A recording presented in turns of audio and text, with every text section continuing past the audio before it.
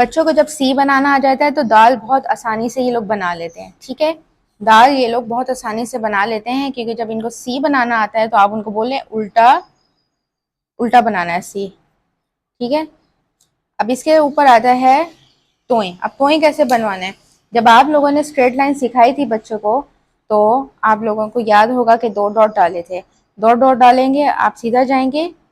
ठीक है, और बतले यूजली बी ऐसे बनाते हैं, तो शुरू में तोएं ये ऐसे बनाएंगे। हो सकता है ये इस तरह भी बना के आपको दिखाएं तोएं।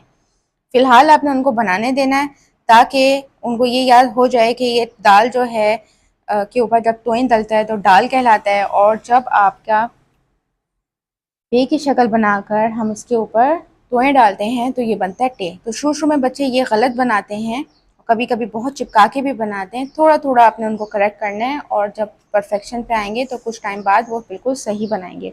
जब ये बनाएं, फिर आपने उनको बताना है कि इस पॉइंट पे वापस आना है, तो ये तोएं सही बनाएंगे। पहले ये शुरू में ऐसे बी की तरह बनाएंगे, बनाने दें। इसके बाद आप लोगों ने करेक्ट क्या करना है कि यहाँ पे जब वो स्टॉप हो तो कहना बेटा यहीं से आपने गोल घुमाना है, तो ये बन जाएगा तोएं।